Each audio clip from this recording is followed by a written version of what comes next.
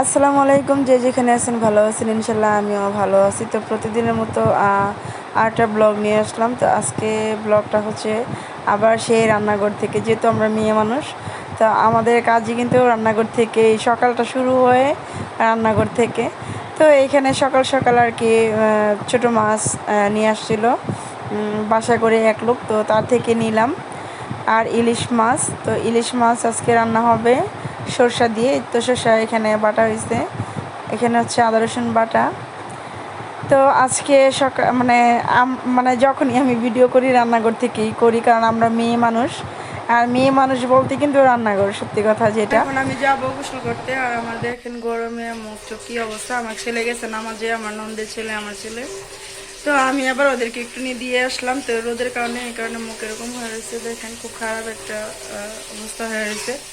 তো যাই হোক, এখন আমি গোসলে যাবো, আর আমার মামাতে যে রান্না করবে, তো দেখুন রান্নাটা কিভাবে করে। তো যেটা বলতে বলতে চাই সেটা হচ্ছে যে আজকে কয়েকটা দিন এত গরম, প্রচুর পরিমাণে গরম। তো আচ্ছা, যাই হোক, এর মধ্যে আরেকটা কথা শেয়ার করি। দেখেন টমেটো, এই টমেটো নাকি 180 টাকা কেজি। হ্যাঁ, আধা কেজি টমেটো মানে 80 টাকা নিয়েছে। তো এখানে আমি যেটা বলতেছিলাম যে আমি তো গোসল করে রেডি হয়ে ড্রেসটা পরছি। আজকে যেহেতু শুক্রবার, তো শুক্রবার কিন্তু নতুন কাপড় পরলে অন্যরকম একটা লাগে, তো নতুন জামাটা পরলাম। তো আমাকে কেমন লাগতেছে অবশ্যই কমেন্ট করে জানাবেন। আর এই তো এখন আর কি ইলিশ মাছ রান্নাটা হবে। তো আর কি প্রথমে তেলটা দিয়ে দিল। আসল কথা কি যে আমার ননদই বেশিরভাগ রান্না করে, আমি রান্না খুব কম করি। আমি রান্না করলে আমার রান্না নাকি তেমন একটা আর কি মজা হয় না। তো আমার ননদের হাতে রান্নাটা আর কি সবাই পছন্দ করে। আমার হাজব্যান্ড বলেন বা আমার ননদের হাজব্যান্ড বলেন, সবাই আর কি ওর রান্নাটাই খায়, তৃপ্তি পায় বেশি। তাই আমি বলি যে থাক, তুই রান্না কর, যেহেতু আমার রান্না পছন্দ করে না।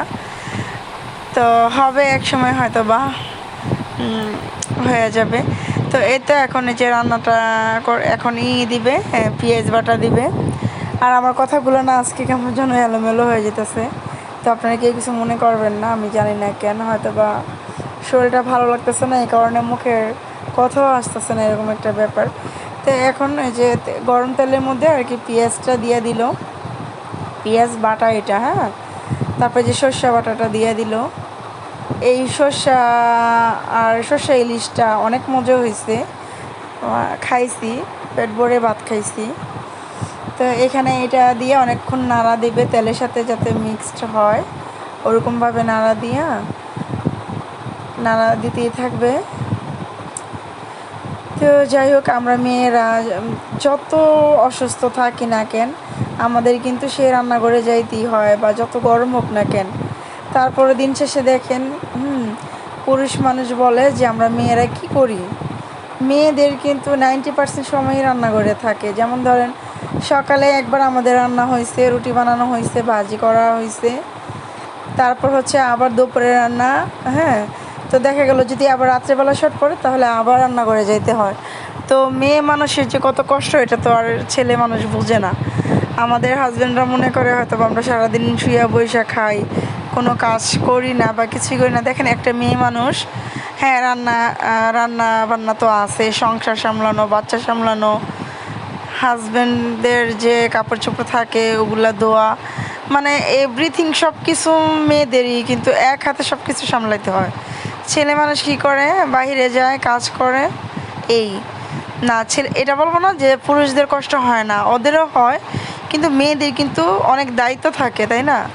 আর সেই দায়িত্বগুলা মানে আমাদের হাজব্যান্ডরা মনে করে যে আমরা সারাদিন বাসায় বসে থাকি, শুই, খাই, ধাই, ঘুমাই, এই মানে প্রত্যেকটা হাজব্যান্ডই এরকম মনে করে।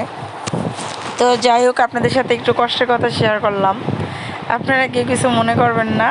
মানে আমার হাজব্যান্ডরা বলে না ওরকম কিছু, তাও হয়ে যায় আর কি। মাঝে মাঝে বলে যে সারাদিন কি করো, বাসায় তো থাকো, তোমাদের কি কোনো কষ্ট আছে নি, এই সেই হাবি জাবি অনেক কিছু।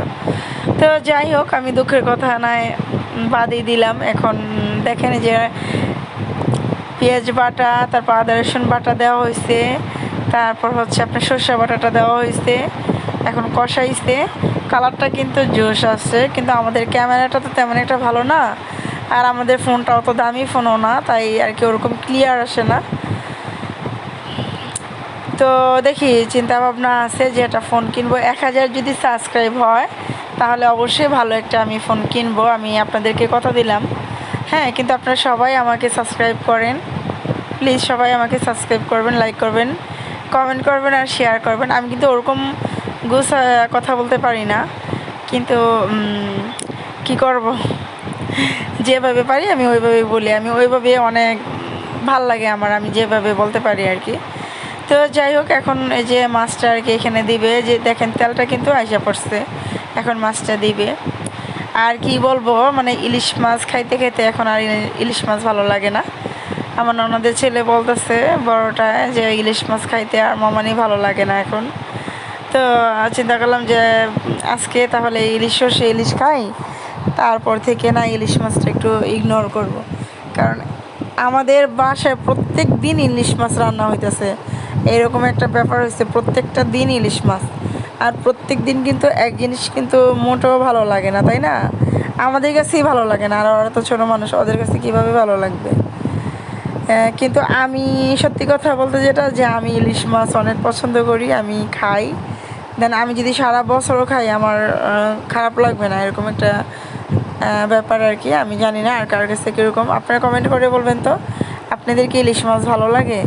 আমার খুব ভালো লাগে ইলিশ মাছ, মানে ইলিশ মাছ দিয়ে যে কোনো তরকারি রান্না করলে আমার খুবই ভালো লাগে, পছন্দের একটা মাছ।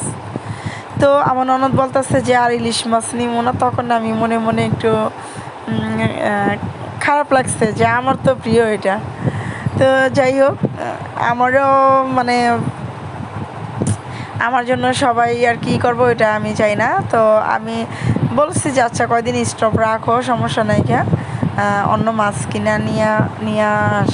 তো আজকে আর কি ছোটো মাছ রাখা হয়েছে। তো এই তো লাস্টের যে ফিনিশিং আমরা খাওয়ার পরে এটা দেখাইলাম। আর আলু এটা হচ্ছে আপনারা যে ছোটো মাছ রান্না করছে, আর ওই বাটিতে যেটা দেখছিলেন ওটা হচ্ছে শুটকি ভর্তা।